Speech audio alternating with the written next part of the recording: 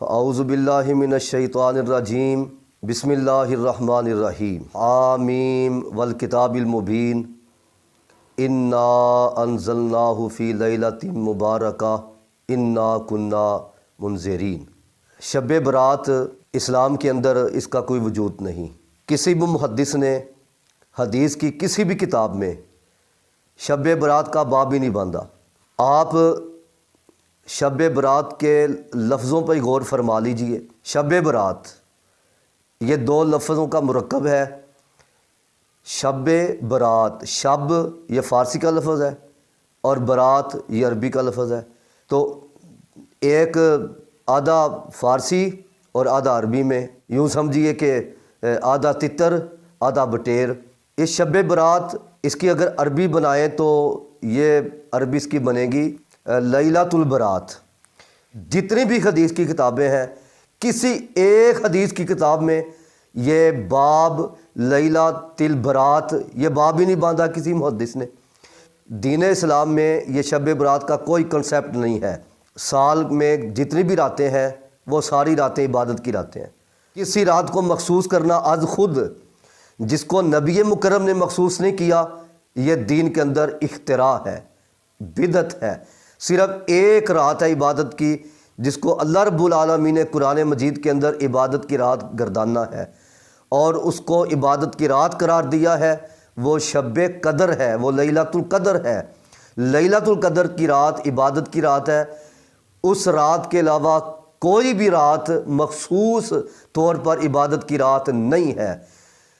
آسمان دنیا پہ اللہ رب العالمین کا آنا یہ ہر رات ہی ہوتا ہے۔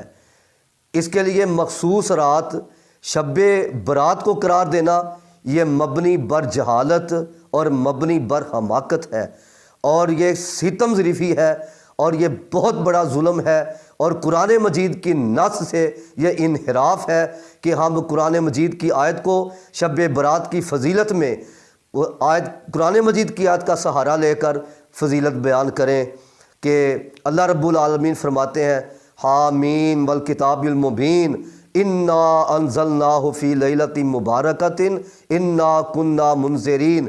سورہ دخان کی آیت کا سہارا لے کر شب برات کی فضیلت بیان کرنے والے، میں قسم باللہ اللہ کی قسم اٹھا کے کہتا ہوں، قرآن مجید کی آیت کے ساتھ انحراف کے مرتکب ہیں۔ کتنی دیدہ دلیری ہے اور کتنی جسارت ہے کہ وہ قرآن مجید کی آیت کو شب برات کی فضیلت میں بیان کرتے ہیں۔ عجیب بات ہے، وہ لیلۃ القدر کی بات اللہ فرما رہے ہیں کہ ہم نے قرآن مجید کو لیلۃ القدر، لیلۃ مبارکہ سے مراد لیلۃ القدر ہے۔ قرآن مجید کس مہینے میں نازل ہوا ساری دنیا جانتی ہے۔ بچے کو پتا ہے کہ قرآن مجید کو اللہ تعالیٰ نے رمضان مبارک کے اندر نازل فرمایا، شہر رمضان الذی انزل فیہ القرآن۔ پھر اللہ فرماتے ہیں انا انزلناہ فی لیلۃ القدر، ہم نے قرآن مجید کو لیلۃ القدر نازل فرمایا۔ اور سورۃ دخان میں بھی اللہ فرماتے ہیں ان قرآن مجید کی تینوں آیات کا خلاصہ یہ ہے کہ لیلۃ المبارکہ سے مراد وہ لیلۃ القدر ہے، وہ شب قدر ہے جس رات قرآن مجید نازل ہوا۔ اس رات، یہ جو 15ویں شعبان کی رات ہے، اس رات میں فیصلے نہیں ہوتے، اس رات میں زندگی موت کے فیصلے نہیں ہوتے اور وسائل رزق کے فیصلے نہیں ہوتے۔ اس رات میں وسائل رزق کے فیصلے ہوتے ہیں، اور جس رات لوگوں کی زندگی اور موت کے فیصلے ہوتے ہیں وہ شب قدر ہے، نہ کہ شب برات ہے۔ شب برات کا تو وجود ہی نہیں ہے اسلام کے اندر۔ اس کے بارے میں جتنی بھی روایات ہیں، ایک روایت کے بارے میں میں مختصر عرض کر دوں۔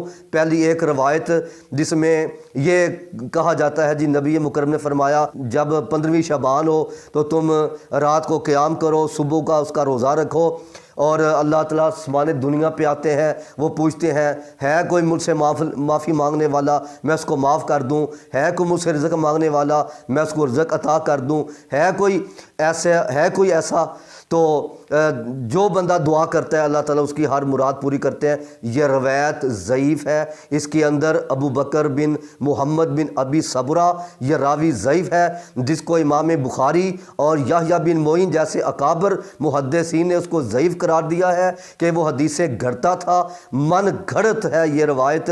اس کے علاوہ بھی جتنی بھی روایات ہیں وہ ساری کی ساری ضعیف ہے، اس لیے اسلام کے اندر شب برات کا کوئی کنسیپٹ نہیں ہے۔